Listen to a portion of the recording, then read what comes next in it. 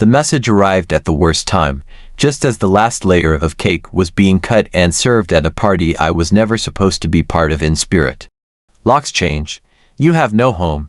It came from my mother, a simple sentence with no punctuation, no warmth, no explanation, just a sharp digital blow intended to silence everything I thought I belonged to.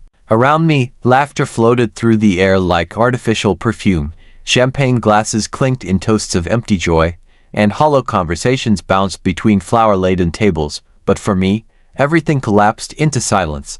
I didn't respond. I simply stared at the screen, slipped the phone back into my clutch, and wore a soft smile, the kind that hides 1,000 betrayals behind its curve.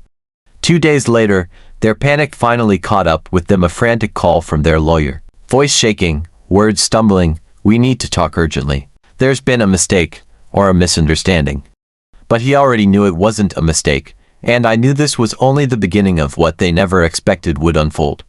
My family never anticipated I'd actually claim what was mine, not because I was incapable, but because I'd always played the part they assigned to me, the quiet one, the compliant one, the grateful one.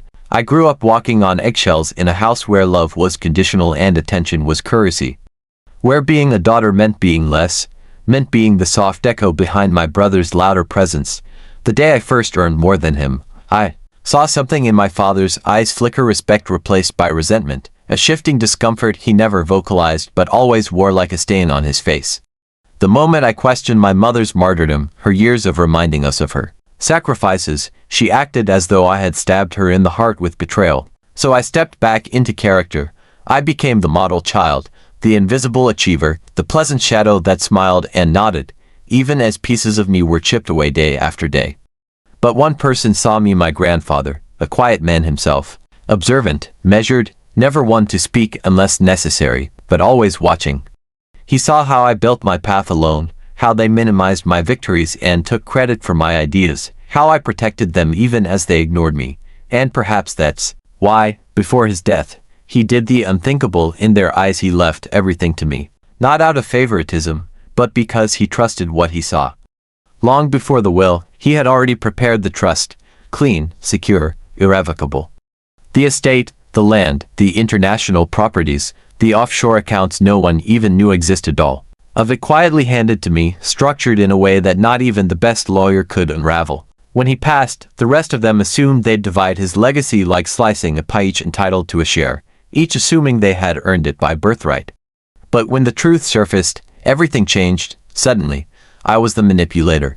My calls went unanswered, invitations disappeared, and the narrative shifted. My brother whispered to relatives that I had coerced a dying man. My mother painted herself as a victim of my greed. The last time I visited the house, she offered me tea in a voice that was far too sweet, as if dipped in venom. I drank it out, of habit, not trust, then left my key on the table in the hallway. As I walked out, I heard the lock click behind me as I stepped into the cold, but I didn't knock again. Instead, I went quiet, not out of fear, but because silence can be a weapon more precise than rage. They mocked me in family group chats, posted cryptic religious verses online about dishonor and avarice, and painted themselves as martyrs while portraying me as a pariah. But while they were busy telling stories, I was collecting truths. I went to the accountant who had helped my grandfather for years, an older gentleman who held loyalty not to individuals but to integrity. He laid out the blueprint of what I now owned: homes in 3 countries, bank accounts scattered across continents, and one curious, long-untouched deposit box labeled emergency. I then turned to the lawyer who had prepared the trust, a sharp, quiet man whose expertise lay in discretion. He confirmed what I already suspected. The trust was airtight, and my claim was unshakable. 2 weeks before my mother's birthday party, the same one where she would pretend everything was perfect, I filed for official ownership of the estate.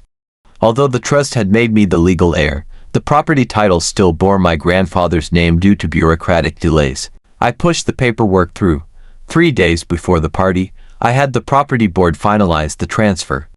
By morning, I was the official owner. I didn't tell them. I wanted them to believe they were still in control. I attended the party wearing a muted gray dress, forgettable, unassuming. No one noticed how different I looked, how far I'd come. No one asked where I lived now, how I had quietly moved into a penthouse weeks earlier, or how I had nearly tripled the value of the assets left to me. In their eyes, I was still the same girl they could silence. That's why, when my mother sent that cold message, locks changed. You have no home. She truly believed she had won. She didn't know I had already claimed the battlefield. 2 days later, the lawyer called, trembling. They had tried to sell the estate, changed the locks, listed it with an agent, but the title was mine. They had committed fraud, and now, the consequences were knocking.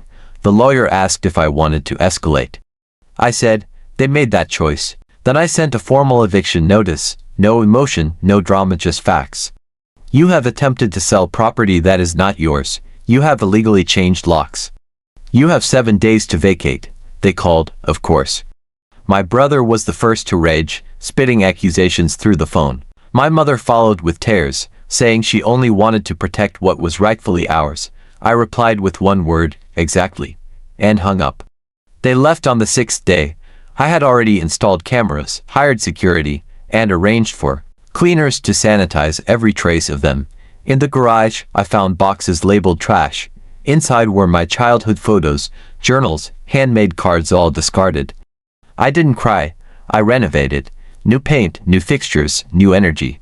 3 weeks later, I hosted a private dinner in that same house, with 6 true friends, people who saw the quiet war I'd fought and never asked me to explain.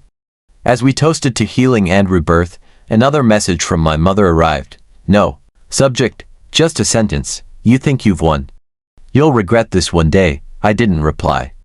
Instead, the next morning, I opened the emergency deposit box. Inside were black and white photos of my grandfather in his youth, letters he had written but never sent, and one checkbook with his signature still valid. On top of it all was a handwritten note that made my heart stop for a moment.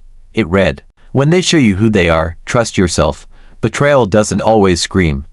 Sometimes it whispers for years, wearing your clothes, kissing your cheeks, but silence isn't surrender. Sometimes silence is a blade, and when the time comes, you don't flail. You strike once, clean, then you walk away, and that's exactly what I did.